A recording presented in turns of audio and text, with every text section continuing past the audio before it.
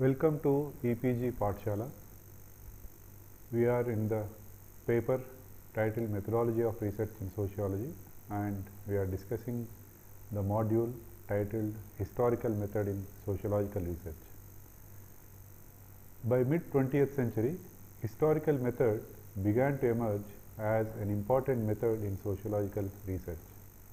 This emerged within the broad realm of the qualitative method in sociology. The historical method consists of using sources from the past mainly to reconstruct an event or happening. In this module, you will learn about the nature and use of the historical method for sociological research.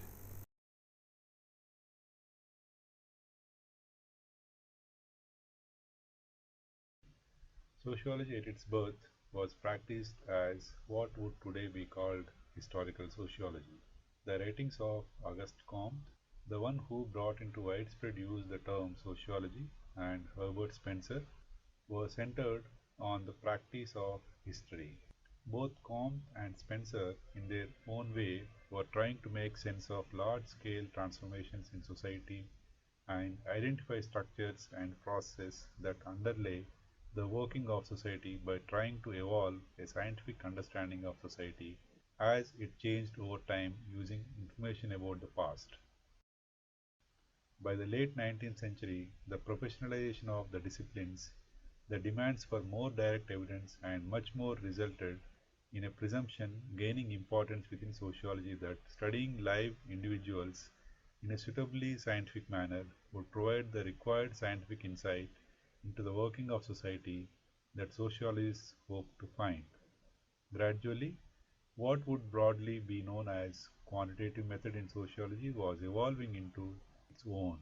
In contrast, there was the qualitative method that came to be more associated with names like Karl Marx and Max Weber. Both Marx and Weber practiced what would be today called historical sociology. However, they were very sensitive to the fact that history, as it was being practiced in the 19th century, was essentially a discipline that revelled in the historian's whimsy. What the historians was saying was history. You believed it to be correct at your own risk and responsibility.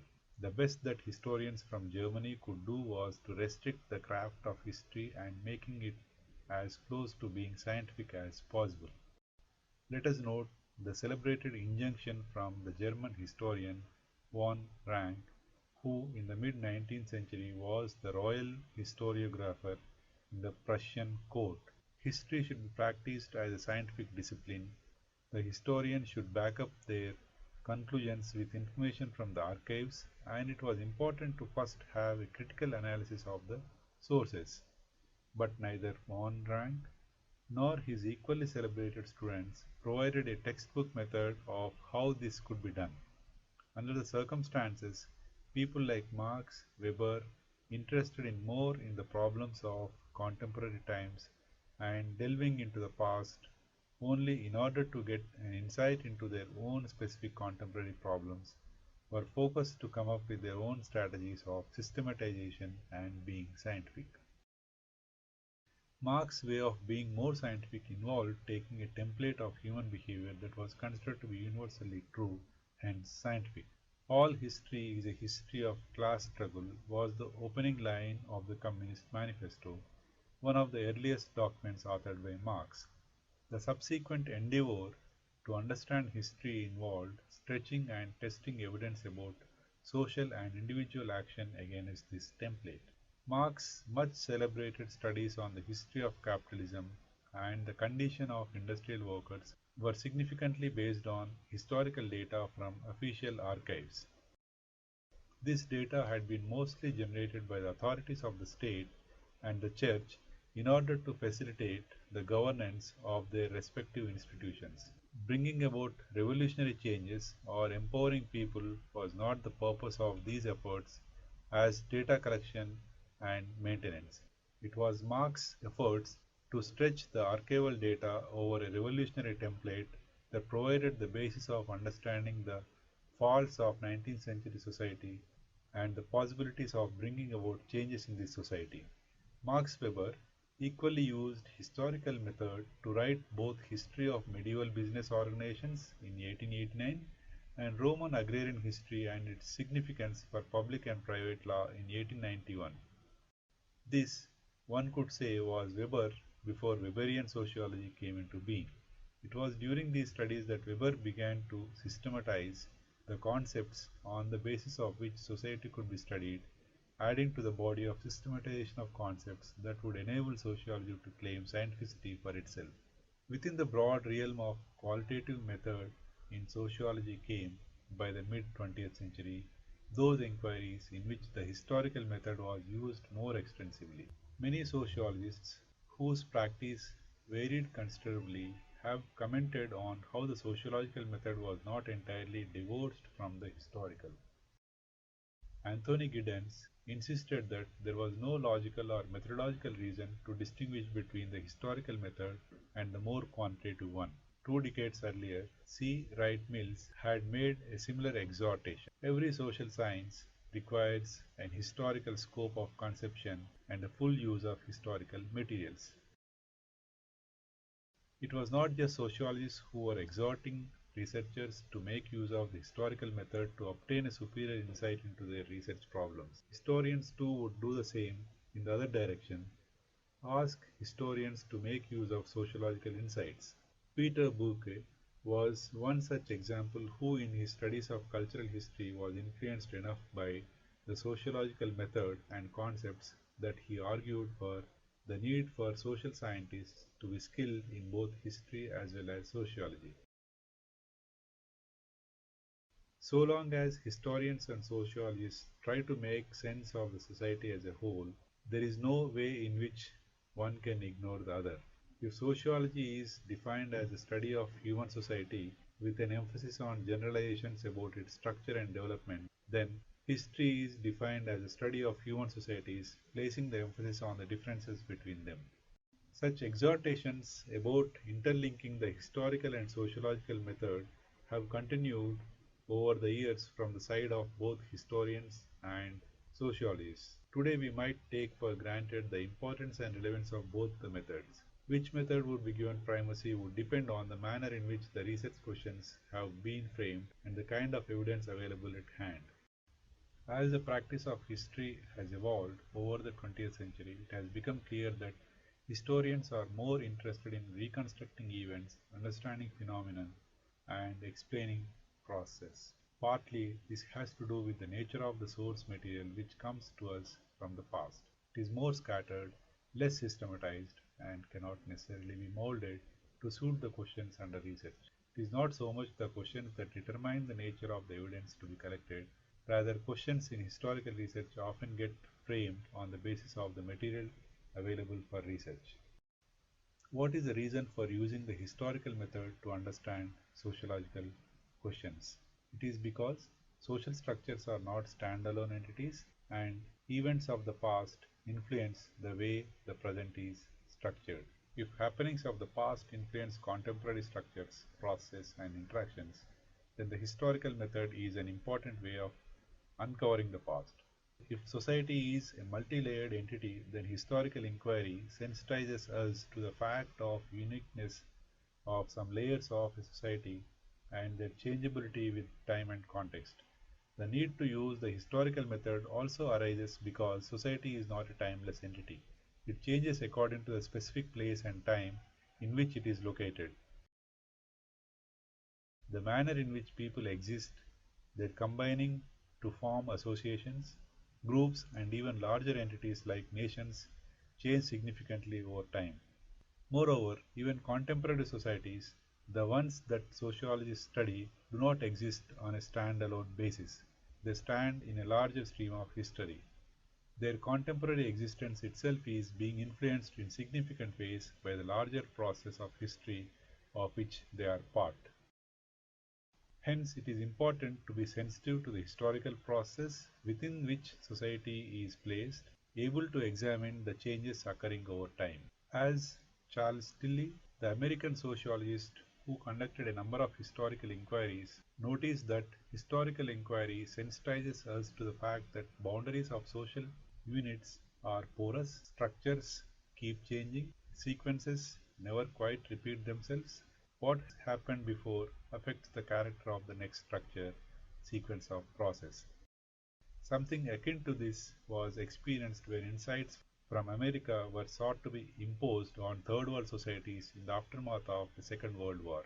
In the case of India, in the early decades of independence, the efforts at development produced positive results only till such time that the agencies sponsoring them continued to care for them. More often than not, the infrastructure and tools that would have brought about development in local society were simply allowed to rot away the moment they were handed over to local society. It also seemed as if the people were not interested in the development that was being sponsored by Western sources. It was only after much time and money had been wasted that a realization set in amongst those sponsoring development that it might be a good idea to be able to make schemes that fulfill the felt needs of the local people rather than the needs that the sponsors had presumed to exist. It would take still more time before the idea took hold that important to any sponsored development was an effort to co-opt the people who were to be subjected to the development process. To take another example, in which the use of the historical method enabled the researchers to come up with a richer explanation. It is a case of terrorist violence in Punjab in the 1980s and 90s. So long as those trying to understand that violence remained insensitive to history, they continued to focus on economic troubles of Punjab, the decline in the profitability of agriculture as the main cause for violence. The problem, of course, was that this argument about decline in the economy of Punjab was being made at a time when Punjab was one of the most prosperous states in India. However, other regions facing greater economic hardships did not seem to be fostering terrorism. It was those researchers who went into the history of Punjab who noticed that terrorist violence was linked to a peculiar sense of dignity, linked with the use of violence that had been fostered by the mix of religion and politics in Punjab. Subsequently, one of the most influential sociological studies based on interviews with terrorists used such historical insights to notice how the failure of the state in Punjab had allowed for an opportunity for some young men to use the excuse of religion to pick up the gun and demand from local society dignity for themselves and their families. Earlier, in the case of Punjab, a similar effort at reclaiming dignity for themselves had been noticed by Paramjit Judge in the Naxal movement that had emerged in Punjab since the late 1960s. By a detailed historical reconstruction of the events in which the Naxals were involved, Judge was able to show the interlinkage between the issues of dignity and ideologically driven violence in Punjab. A similar use of history was made in the writings of Ronki Ram, wherein the assertions by those of the lower castes were traced through history to show how the battle for caste equality was not just about gaining economic status but also about reconstructing a new culture and a new history for those who felt robbed and cheated by the system of caste hierarchies. It was the detailed investigations into the history of the movement that enabled Ronki Ram to go beyond issues of caste exploitations and process of sanitation that had often been noticed by others studying the same process. Important in both cases, that of the studies done by Paramjit Judge and Ronki Ram, was the effort to recreate the events surrounding the subject of study much as would be done by a historian. Such detailed reconstructions of the past help understand the antiquity or absence of it for many of the social phenomena that one might observe in fieldwork and as being important in contemporary times. What happens if researchers ignore historical method? It results in lopsided explanations which might give impression that society is unchanging and phenomena observed currently are incorrectly presumed to be rooted in history even when none such exists. Then let's look at what is the historical method.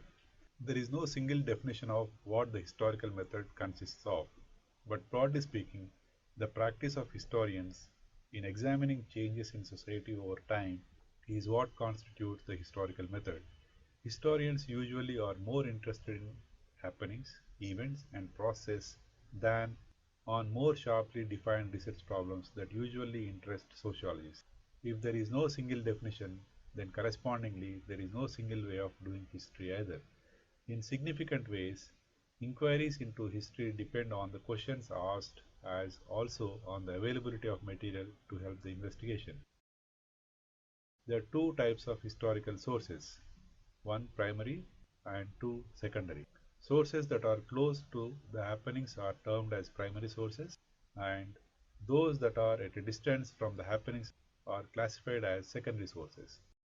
Historians prefer to consider primary sources as more reliable for reconstructing the past. Two large categories of sources for history are primary sources, which are close to the events under study, and secondary sources, which are removed away from the events under study. Secondary sources include monographs published by scholars, theses, journal articles, etc. Primary sources are the more important for pursuing historical inquiry. You may find different kinds of primary sources that are available to the researcher.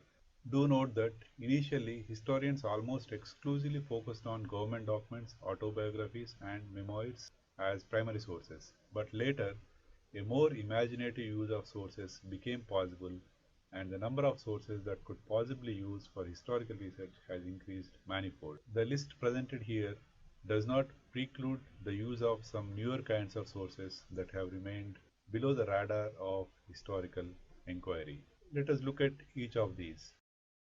Written sources. There is no exclusive list of sources on the basis of which the past can be interpreted.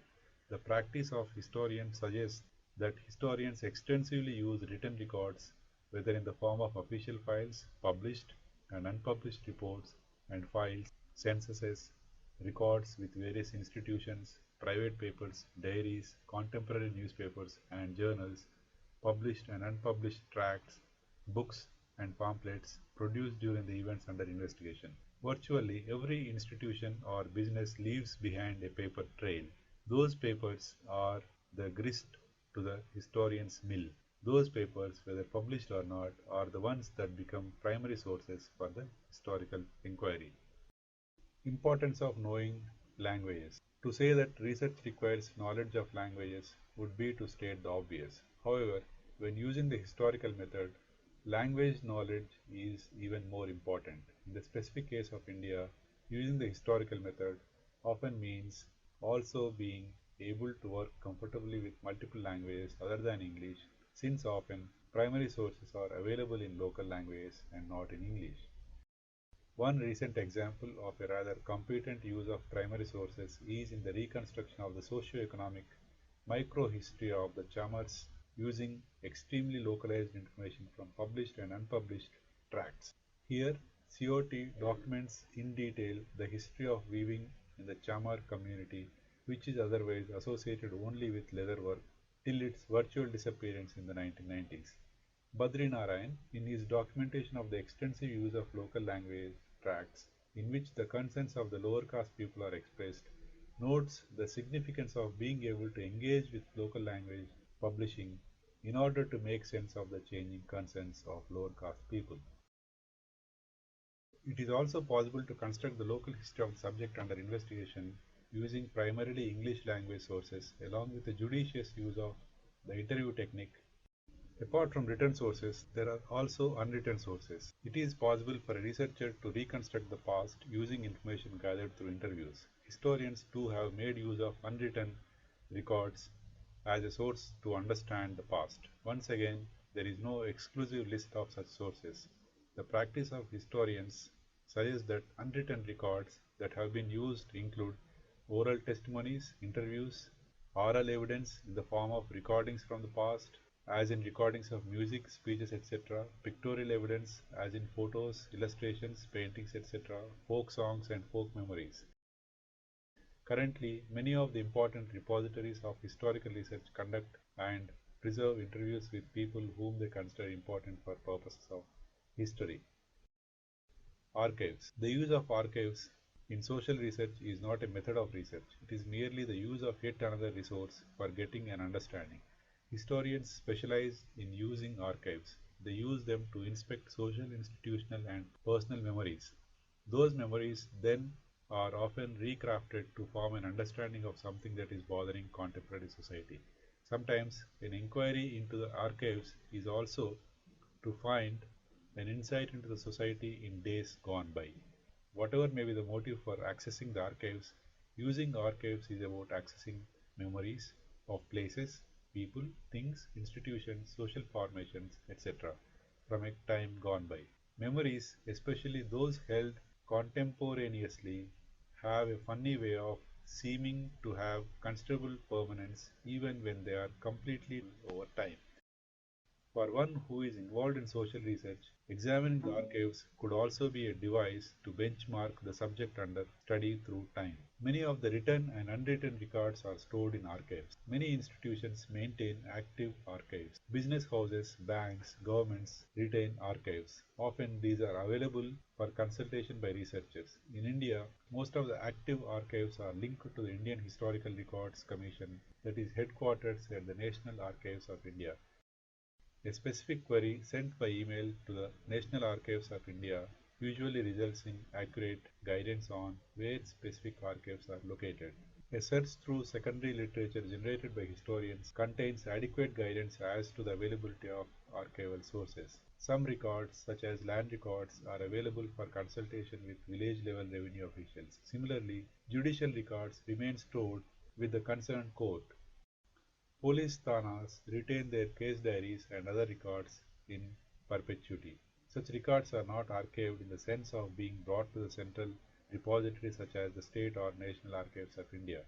Just as it is important to understand the numbering system of a library in order to retrieve a book from the library, so in archives, it is important to understand the system of cataloging records and archiving information. That information varies from archive to archive.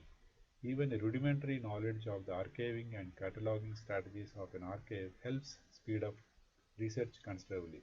The help desk staff of the archives usually are more than willing to assist all researchers in this regard. Historical records in archives are prized documents. Access to them is usually restricted to bona fide researchers. Therefore, before visiting an archive, it is important to check out the specific terms and conditions that lay for allowing their holdings to be consulted. What are the analytical tools used for the historical method? The historical method relies very heavily on the written word. Correspondingly, there has been pressure to be more sensitive to the use of language and the meanings underlying words. Prior to the postmodernist turn in history, that is before the 1980s in India, there was no specific injunction to be careful about the use of language. However, since 1980s, there has been greater emphasis on usages and meanings of words and their being heavily context dependent and ever changingness. Historians of the 1960s vintage also insisted on making a distinction between the historical fact and the fact that has no historical importance. However, today it is understood that this is a false distinction and what fact is of value for understanding the past is dependent on the manner in which questions are posed and answers sought. Here are the list of examples of the use of historical method. Then let's look at the limitations of the historical method. History is an interpretational exercise that does not exist before it is written. Even whilst it influences contemporary events, happenings and process, it is not as if history is an artifact from the past waiting outside of the research field, waiting for being picked up, unearthed and brought to light. It is unlike a piece of pottery or a cave painting waiting to be discovered. It is what the researcher makes of it.